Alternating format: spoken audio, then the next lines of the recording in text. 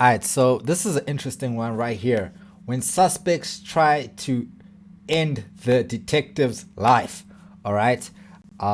This is one of the stupidest things you could possibly do because I mean, like, you're obviously gonna get caught. What's the point, bro? What's the point of doing it? You know what I'm saying? This video is by Specular. It's your boy Dwayne Homblaze. Like, comment, and subscribe to both of us. Let's see what these criminals have got going on. You have a family at home? Yeah. And the kids? Pretty old? This is the moment 19-year-old Hollis Daniels chose to take an officer's life. He somehow managed to sneak a gun into the interview, a decision that would set off a chain of events far more devastating than anyone could have ever imagined. But then what do you expect to happen after that? You shoot him and then what? You try and make a run for it? Like, come on. But suspects trying the unthinkable to avoid prison is far more common than you'd hope. Like when this guy went for an officer's gun in the interrogation room. Or when this guy smuggled in a fully loaded pistol right before the eyes of clueless officers. But first, We're looking like a tall Justin Bieber. let's take a look at Chad Breinholt, who's about to learn the hard way why you shouldn't grab a police officer's service weapon. Okay, fuck, he's got my gun! He's got my gun! Chad was Just punch taken him into in the face, custody bro. after showing up at his girlfriend's workplace severely intoxicated. But he wasn't here to cooperate. In fact, he's here to make the officer's life a lot more difficult. As he sits in the his own interrogation room, he grows restless and starts eyeing the holster on an officer's waist when he gets an idea that would turn his otherwise minor charge into a death sentence. No, we're not letting you go. We told you it'll still be a few minutes before you can go anywhere. Before what? Before we go to jail. Tell you what, give me your shoe. Give me your shoe. Not giving you my shoe. Give me my shoe. Wait, did he say give me your shoe? Why does he want his shoe? I got it. Okay, fuck, he's got my gun! He's got my gun! You're about to die, my friend!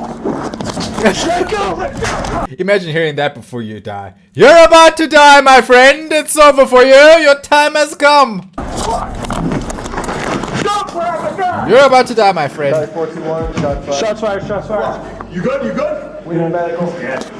Fuck.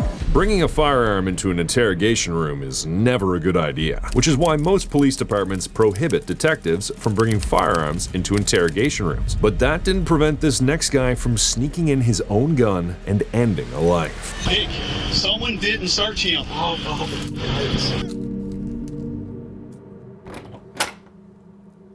This is 30-year-old Gary Rowland, Oh, a local Gary. criminal brought into the interrogation room to tell officers what he knows about narcotics and weapon trafficking. Or at least, that's what they think. What they don't realize is that Gary has smuggled a loaded pistol inside, and he's about to end one of their colleagues' lives. Earlier that day, Why, a Gary? Callaway County father heard what sounded like a gunshot outside his home. When he stepped out to investigate, he found a car blocking his driveway with a fully loaded assault rifle visible in the Jeez. back seat. Fearing for his family's safety, he quickly called the police. A police officer was immediately dispatched to the scene, and after running the car's identification number, he realized it belonged to Gary, someone the DEA had been chasing for months. Knowing Gary was likely in the neighborhood, officers narrowed their search, and with the help of CCTV and local witnesses, they quickly located him at a nearby apartment complex. He was moved into custody and arrested without any problems. Surprisingly,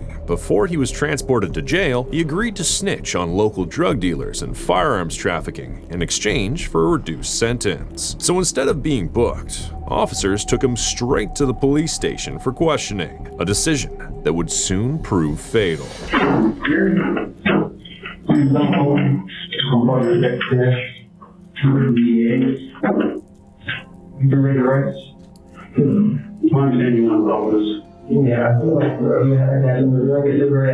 Have a little smoke toke. I don't know about the girl, but I can definitely help you with getting something to drink. I don't smoke, but I keep around the cigarette. During interrogations, when a suspect is willing to cooperate, detectives often try to make them feel comfortable and unthreatened, sometimes even letting them lead the conversation. So naturally, Gary is allowed a smoke break. But this would prove to be a huge mistake. When they returned to the room, surveillance footage shows him pulling his right pant leg just below the knee, making it easier to access his concealed weapon. He then asks the detectives for one last favor, after which he promises to tell them everything. Unfortunately for them, the favor would cost one of the deputies their life. Right now, I guarantee if I call Lexington, they probably get here and make female stranger.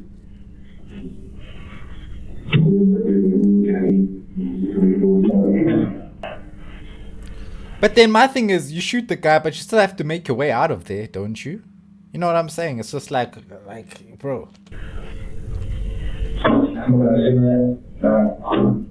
they talk to that, then it's man, I don't mind helping you out, but you can't do this all day. Okay. Bring the team, ready to see my one hand and one knee there. I got that one from before that. That's the only one. That's the one I got you. At this point, officers believe they're on the verge of obtaining crucial information, so they grant him another smoke break. They follow him outside, but this time, only one of them will come back alive. Standing in front of the building, Gary waits for the perfect moment to strike, and as soon as the coast is clear, he wastes no time drawing his gun.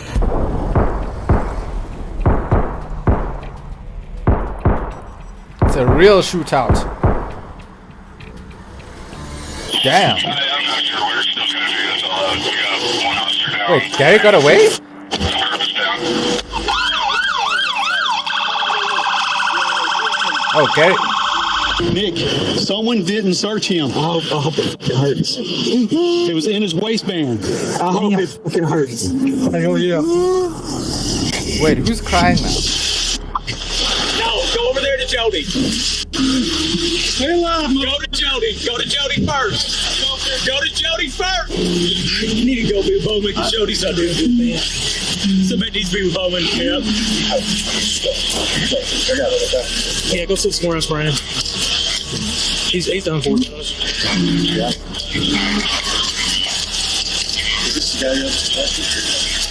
I guess we didn't search him enough. He had a gun on his waistband. 44-year-old What detective. do you mean we didn't search him enough? You didn't search him properly. Not enough. Properly, okay? You understand?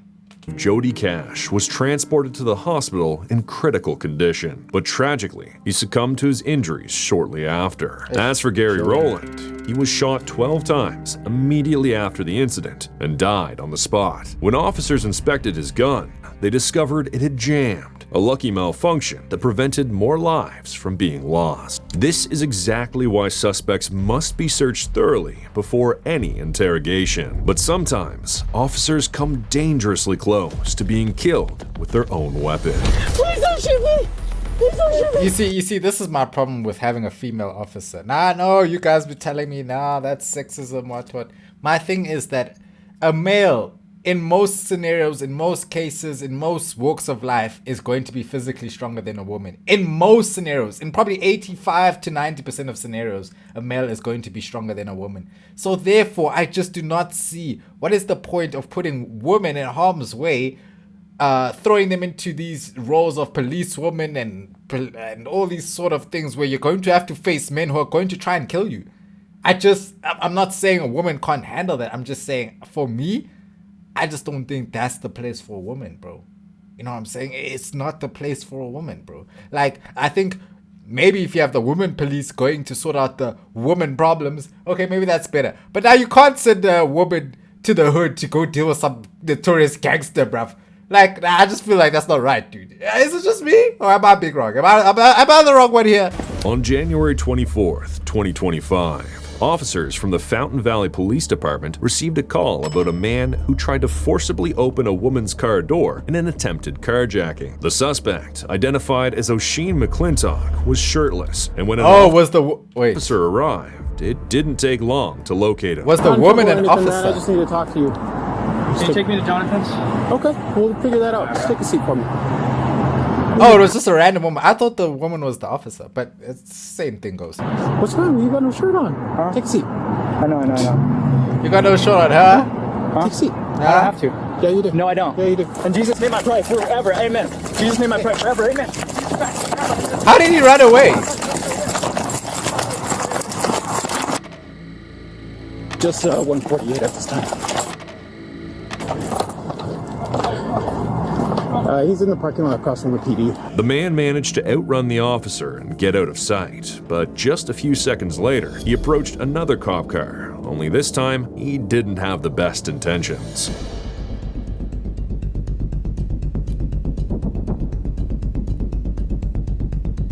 Bro, as an officer, how are you letting the man take your gun from you, bro? Like, nah, come on, bro. What are you doing, bro? What are you doing, dude? Now, you see, the moment you reached out to grab my gun, I was unloading the clip, boy. Unloading the whole thing. Why are you grabbing my gun, bro? Who are you with your shirt off, bro? Your bold ass head. Nigga, get the fuck out of here. Please. Shoot this motherfucker, bruv. Save the Jesus name! They're saving the Jesus name forever! They're saving the Jesus name forever! Who the hell is screaming like that? Who the hell is going? Ah! Ah! Ah! I don't see any woman there, bro. Oh, she is a woman. You see, that's what I'm talking about, bro. Okay, I'm so confused as to what's happening here. Forever! Please don't shoot me! Please don't shoot me! Nah. She's got her weapon! Put it down, dude! Put it down! Put it down! You see, the man had to come and hold it down, bro. Hey, put it Just down! shoot this nigga, bruv. Oh my god. Thank you. Jeez. Oh my god. 998. You should have shut him a long time ago, bruh. Luckily for the female officer, O'Sheen didn't shoot her, especially when she fell on her knees while trying to run. Unfortunately for O'Sheen, though, he didn't survive the hail of bullets, and paramedics pronounced him dead at the scene. But not every suspect is successful in grabbing a police officer's gun, so... Nah, but you see, bro, like, guys, a part of me feels bad for saying this, but still, like, how are you putting a woman in that situation? If I'm the police force, I'm not hiring women, bruv. I just don't want them to be in those situations, period. But it's not even about, I don't feel like you can do the job. I just don't want some man to pistol whip your head with a gun, bruv. I don't think that's what women should be experiencing. You know, that's just me.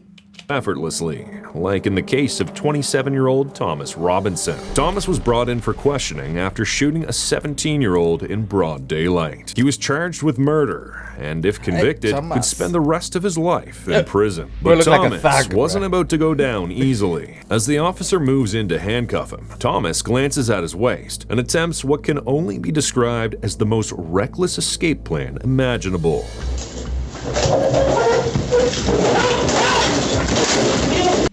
Also, my thing is, why did he grab it so slowly? If he was trying to really grab that weapon, he should have been way quicker about that.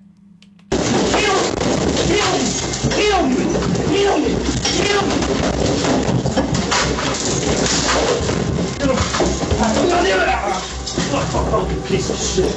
God damn it! Motherfucker! I'm good. Pencil though. You couldn't get it. The suspect tried to grab the officer's gun, but the safety features built into the holster kept him from pulling it out. Just like that, Thomas's grand escape plan failed. But he wasn't the only one with ambitious ideas. The next suspect tried something similar, only his weapon of choice was far more unconventional, to say the A pen, bruv, really? A pen, my boy. Nah, dude, this is not flipping the wire, dude. least. A man named Reed Duran was arrested at an elementary school after pretending to be the father of a kindergartner. Oh, that's He was acting weird. strangely around the children. That is and weird, couldn't correctly bro. name any of them. So officers took him into custody Oh, that and is brought him to the weird. station. During the investigation, he confessed to officers that he had planned to lure one of the children away from the group, Oh. incapacitate them with candy laced with tranquilizers, and abduct them while they were unconscious. In Ohio, My gosh, there are some sick people out here, bro. Like that was the plan when you woke up today. You were like, okay, this is what I'm gonna do. I'm gonna get some tranquilizers. I'm gonna go over to the preschool. I'm gonna take someone's child from the preschool, and then abduct them. That's what I do. What? attempted kidnapping can mean up to 8 years in prison. But Reed had no intention of serving that time. Instead, he made a desperate bid to escape. To kill them with a pen. Yeah, you're so smart, Reed. Yeah, Reed, you're an idiot. Reed, you're an idiot. You are the biggest Put your idiot hands behind your back now. ever. You tried to kill him with a pen? A pen, bro. Stop.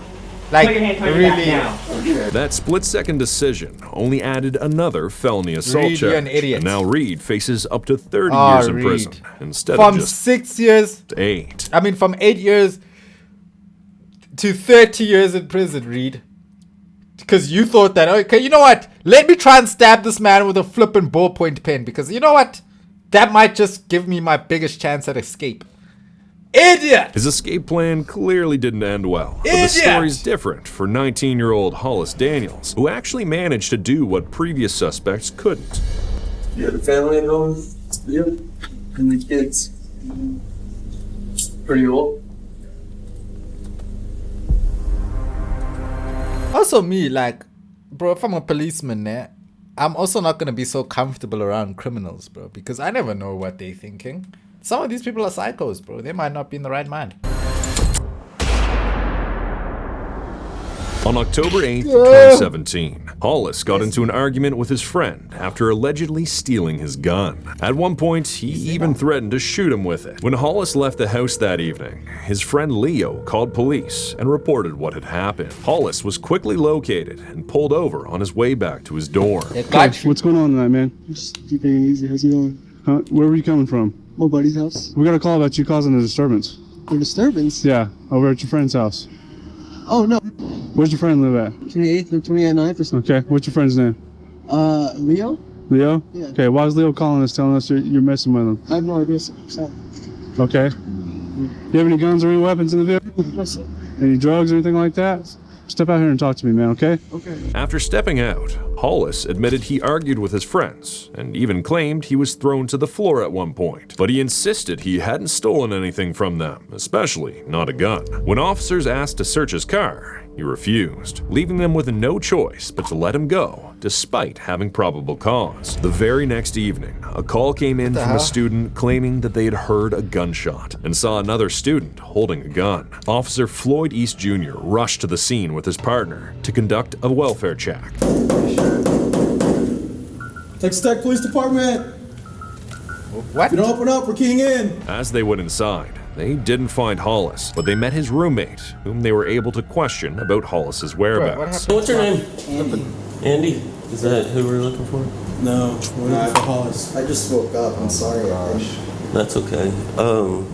What do you know about your partner that lives in this room down here? Hollis Daniels. Hollis? I don't know a whole lot about him. Really. What do you know? I don't know. I haven't really hung out with these guys a whole lot. Okay. Did you hear it or see anything kind of weird last night in the middle of the night? Last night? Mm-hmm. Okay. No, I got in kind of late last night because I went home for the weekend. The officers searched Hollis's room and found a small amount of marijuana along with a large stash of Xanax hidden in a bottle labeled for antibiotics. Friends later said Hollis had developed an addiction to Xanax, which he was obtaining illegally while also using marijuana to cope with anxiety. While the officers were searching through his room, Hollis finally showed up and was very surprised to see cops there. Hang on, what's your name, bud? Come here, buddy. What's up? What's your name? Andreas. No, it's not. What? Bruce and Andreas. That was the first name that popped into his head, Andreas. San Andreas, boy. We've already talked to your other 3 roommates. We know what they look like. Your name's not Andreas, my boy. That was a good try, though. Do you have any weapons or anything on you? Andreas. Interlace your fingers on top of your head. What is this called? Keep your hands right there, okay? I'll explain it to you as soon as I get done. Spread your feet out a little for me. This was the first of 2 searches that would be done on Hollis, and it was really important for the case. He stayed in police custody from this point on, so there was no way he could have grabbed anything without the cops seeing it. That meant he already had a fully loaded .45 caliber pistol tucked in his waistband during the search. Somehow, the officers missed it, not once, but twice. That same gun would be used against one of them just a few hours later. We had an order marijuana coming from this room. I had an order marijuana coming from this room. 6:25 time. Knocked on the door, someone locked it. Okay, but can't I just smoke my weed in peace, bro? I'm probably smoking my weed and fucking watching a movie. Smoking my weed and chilling with my hand. Smoking my weed and just eating ice cream. Like, why you gotta say, oh, small marijuana, must be crime happening? So we left. Then we also got a report of the gunshot. 343, that subject that we flagged the ID for came by the room while we were processing it. 635, speaking with you now. Yeah. So what happened last night? There was no gunshot. In here? That's what we're told. By who? Somebody By you, boy. heard it. So yeah. Oh, no. Yeah, I didn't know. Yeah, I wasn't even here last night. I was over at my buddy, 28th Street. In fact, I got pulled over last night on the way back from 28th Street. What time was that? At 1 or 2. It wasn't clear whether he was the one who fired the shot in the dorm, but the officers had enough evidence to arrest him on a drug charge. He was arrested and taken back to the station. At around 7:15 And then he ended their lives? p.m., Hollis and Officer Floyd went into a room to go through some paperwork. By this time, the officers had removed his handcuffs because he had been really cooperative up until then. They didn't see him as a threat anymore, but this turned out to be the last in a series of bad decisions the officers made, one that would end up being deadly for Officer Floyd. Just before pulling out his gun, Hollis asked Officer Floyd 3 questions. You have a family at home? Yep. And the kids? Pretty old?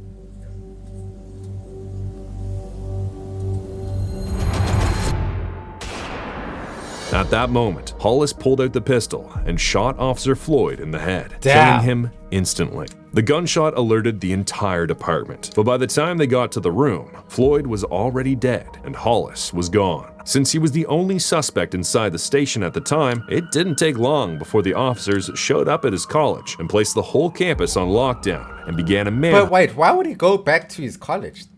Surely that would be the last place you go. Hunt for Hollis. Got an officer down. He shot in our briefing room. We don't know where the suspect went. He's about a 19-year-old white male, skinny. What's he wearing? Blue jeans, believe a light-colored T-shirt. He had mud on his jeans from the knees down. Blue jeans and a white T-shirt? Yeah, and he's got facial hair. After about 90 minutes of searching, the officers finally found him and immediately arrested him. Bro, why would you go back to your dorm room? Like, what type of idiot are you, bro? However, when officers questioned him about what happened, he said he didn't really have a reason and that he killed Floyd in the heat of the moment. He knew he would get caught if he murdered someone, but he did it anyway. Before pulling the trigger, he even asked Officer Floyd if he had a family and kids. That's crazy, bro. That's so sick, bro. To even ask, they have a family and kids, and then blow his brains across the room, bro. Suggests he might have had some psychopathic traits. It seemed like he wanted to know exactly how much pain he was about to cause and how many people would be hurt by it. But the weight of his actions still hadn't sunk in, as he still believes he'll somehow walk free again one day. 25 to life. But bro, didn't they just get you for some weed? You didn't have to blow his head off, bro. What the hell? Plus more because of other stuff. I mean, look, that would be the responsible thing to do, is to give me jail time and then maybe I can go for parole. But that's just going to change, not your problem, it's just going to change how I have to go about what I'm going to do. He was What?